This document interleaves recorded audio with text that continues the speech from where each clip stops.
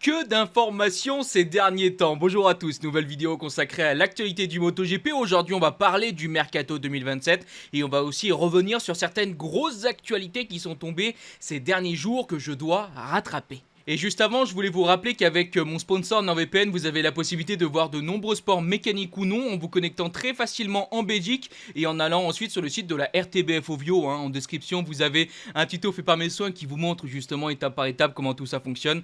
Et vous avez aussi en description, bien sûr, mon lien NordVPN qui vous permet d'avoir de très grosses promotions sur les abonnements d'1 an ou encore de 2 ans, avec en plus des mois gratuits offerts et surtout une garantie satisfait ou remboursée de 30 jours. Donc bref, si vous voulez profiter de plein de fonctionnalités, n'hésitez pas. Un grand merci à NordVPN. On passe maintenant à notre vidéo. Et on démarre avec les dernières informations concernant le Mercato 2027 de la catégorie Rennes. Comme pour la précédente vidéo, je vous montre cette photo qui résume toutes les dernières officialisations qu'on a pu avoir. Alors nous, pour cette vidéo, on va donc se concentrer sur KTM Usine parce que c'est là les toutes dernières news qu'on a eues. C'est Alex Marquez et Fabio Di Antonio qui ont donc été recrutés par le constructeur autrichien. Alors on le savait, du coup on a le départ de Pedro Acosta chez Ducati Usine et aussi le départ de Brad Binder. Alors Brad Binder, normalement il devrait pas pouvoir continuer en MotoGP d'après les rumeurs qu'on a pu voir ici et là. En tout cas, je trouve que KTM signe vraiment deux très bons pilotes et font vraiment un bon coup général.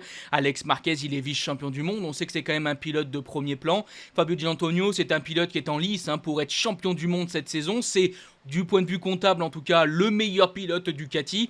Faudra voir aussi bien sûr à quel point ils vont pouvoir s'adapter à cette nouvelle moto. Mais voilà, je pense que c'est encore une fois deux transferts qui étaient très intéressants. Maintenant, on n'est pas très surpris. Les rumeurs l'avaient déjà annoncé depuis maintenant de très nombreuses semaines. En parlant justement de ce Mercato 2027, il y a quelques temps, on a donc appris que Francesco Bagnaia allait quitter officiellement Ducati et qu'il rejoignait donc l'autre constructeur italien, Aprilia. Et on a pu avoir là ces derniers temps des propos de Davide Tardozzi qui revient un peu sur la relation entre Ducati et Pecco et explique aussi un petit peu pourquoi c'était mieux que ça s'arrête. J'ai trouvé ça quand même assez intéressant. Dans une carrière, il peut être judicieux de se séparer car cela peut être la meilleure solution pour chacun. D'un point de vue sportif, je pense que c'est un choix positif pour Ducati comme pour Pecco. Comme l'avait déclaré Pecco, quelque chose avait commencé à changer au sein du garage Ducati, cette relation qui possiblement commençait un petit peu à s'effriter. En tout cas, on continue avec les propos de Davide Tardozzi. Il conclut en déclarant « Pecco rejoint une Aprilia très compétitive. Pour finir, je pense que tout le monde sort gagnant de cette décision.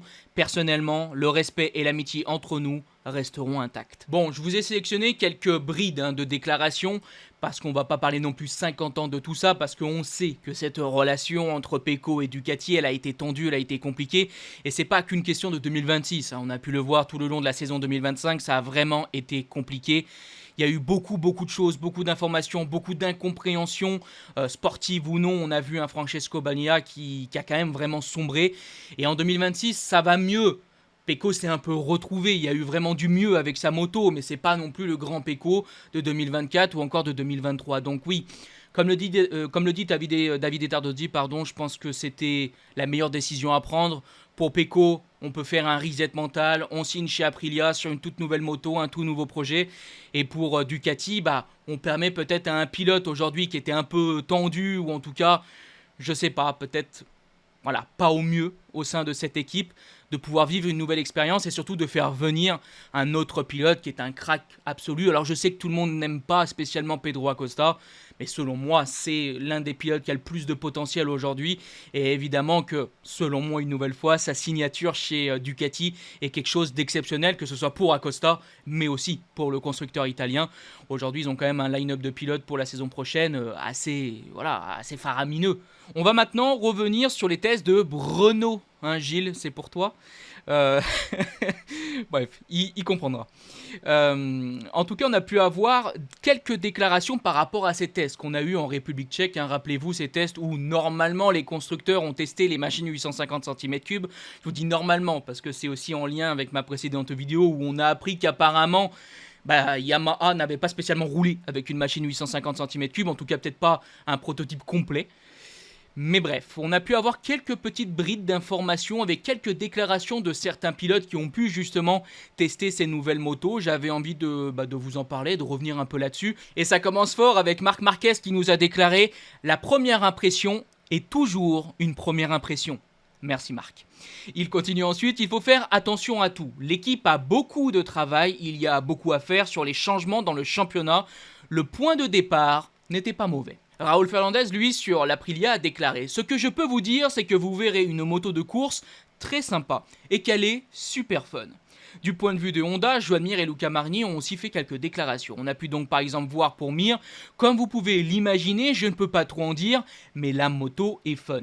Il continue en disant: la vitesse en courbe est plus élevée, la vitesse de pointe est évidemment plus faible, il y a une grosse marge de progrès dans un nouveau projet, ce qui est fantastique. Mir continue en disant: c'est vrai que le style est très différent, parlant donc d'une moto qui est probablement moins physique et donc plus légère dans son comportement. Son coéquipier Luca Marini lui a déclaré: on a un peu moins de vitesse dans les passages de rapport parce que le niveau des moteurs actuels est incroyable. Quand on met la 4ème, la 5ème, la 6ème, la moto continue à pousser, elle veut cabrer. Le niveau actuel des constructeurs est incroyable. Ils vont faire un petit pas en arrière avec un peu moins de puissance, mais c'est sûr qu'à l'avenir, dans quelques années, ils reviendront un peu plus fort, mais la moto est très sympa. Ce qui est maintenant intéressant, c'est qu'on a eu les propos de deux pilotes Yamaha, Toprak et Augusto Fernandez.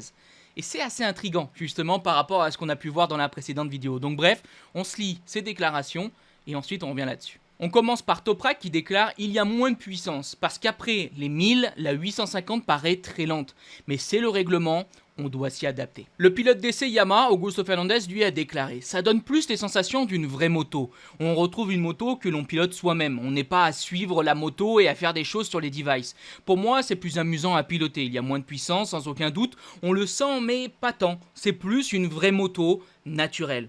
Pour les pilotes et à voir de l'extérieur, je pense que ce sera plus amusant parce qu'on peut plus jouer sur la moto, peut-être grâce aux pneus aussi. Je pense qu'on peut se battre en étant plus proche sans que ce soit dangereux. C'est l'impression, on verra. Voilà donc ces quelques déclarations que l'on a pu retrouver dans un très bon article de motorsport.com. Comme d'habitude, toutes mes sources sont en description. Bon, déjà c'est intéressant d'avoir l'avis de plusieurs pilotes. On comprend que le son de cloche est extrêmement positif. Maintenant, est-ce que c'est vraiment un son de cloche qui est concret? Bon, on verra. Je pense qu'il va falloir déjà attendre les tests de Valence à la fin de l'année. Je pense que déjà là, on pourra un peu plus commencer à analyser les chronos et à mieux comprendre la situation des différents constructeurs. Et comme j'aime bien le dire, la dynamique. Maintenant, j'ai envie de parler rapidement de Yamaha, tout d'abord avec les propos d'Augusto Fernandez. Il dit quelque chose que je trouve extrêmement intéressant, c'est quand il dit qu'il pense qu'on va pouvoir se battre en étant plus proche sans que ce soit dangereux.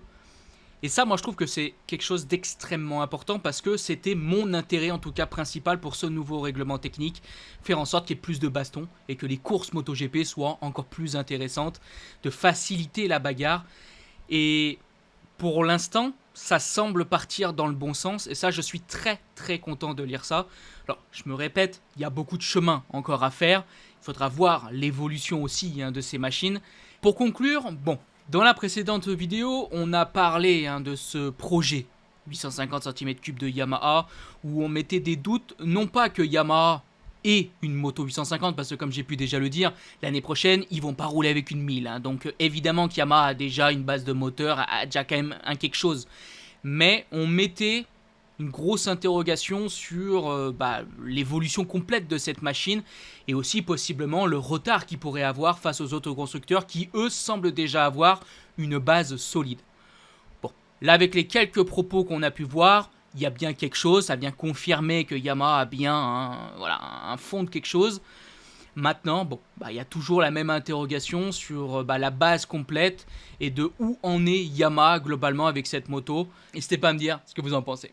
On termine en tout cas par contre cette vidéo avec un autre sujet qui concerne Yamaha, mais là un sujet bien concret parce qu'il va y avoir une révolution, le championnat du monde change complètement la donne pour le Moto3. Cette information elle est tombée vers la fin du mois de juin et ça fait quelques semaines que je dois vous en parler.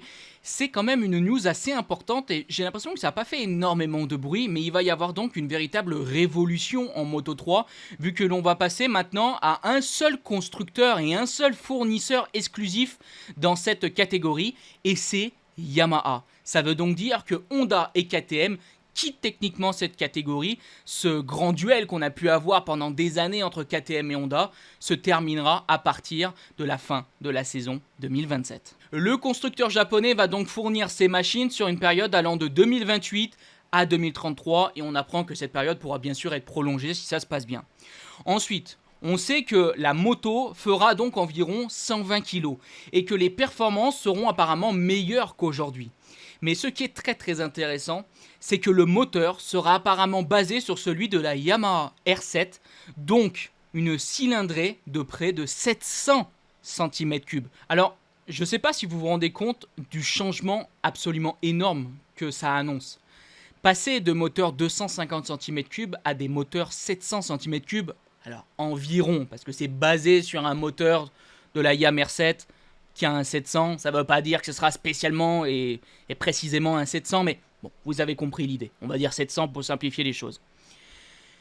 Mais cette catégorie Moto 3, elle a, je trouve aussi, son petit quelque chose parce qu'on avait des moteurs 250, parce que la puissance aussi a peut-être un petit peu moins d'importance, que du coup, on a beaucoup plus des courses en paquet, qu'on a des motos qui sont beaucoup plus agiles.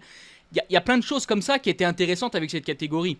Là, si on passe globalement à des moteurs 700, bah, c'est plus du tout le Moto 3 qu'on connaît. Et surtout, vous vous rendez compte quand même qu'on va avoir le Moto 3 avec des machines 700 et le Moto GP avec des machines 850.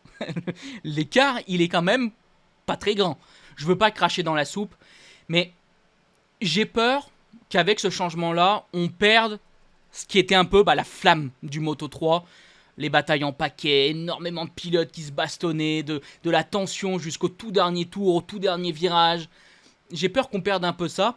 Et si le Moto 3 perd ça, il perd quand même, je pense, l'un des points les plus intéressants de la catégorie. Alors évidemment qu'il y a aussi le vœu de suivre les futurs grands pilotes. Il y a plein de choses qui sont très intéressantes en Moto 3. Mais pour moi, ce qui faisait aussi quand même la flamme de cette catégorie, c'est la baston, c'est les dépassements, c'est tout ça, quoi. Bon. Donc, je mets quand même un gros point d'interrogation sur ce changement et surtout sur comment ça va rendre derrière. Et surtout, je me dis, j'ai du mal à croire qu'en Moto 2, il va pas y avoir aussi des changements. Alors, on a déjà fait pas mal de changements en Moto 2, donc je suppose qu'il y a des contrats signés, donc c'est peut-être pas aussi simple. Je me rappelle plus exactement des dates et tout, hein, mais c'est vrai que je pense que si on change comme ça, de cette manière-là, le Moto 3, il se pourrait, alors là c'est une idée personnelle, hein, mais il se pourrait aussi, je pense, que le Moto 2 évolue à l'avenir. Donc bon, on verra tout ça, je pense qu'on aura le temps d'en reparler. Bref, j'espère que cette vidéo vous a plu, et si elle vous a plu, n'hésitez pas à la liker, partager, commenter. On se donne donc rendez-vous dans quelques jours, normalement lundi. Je vous dis bye bye les potes, ciao.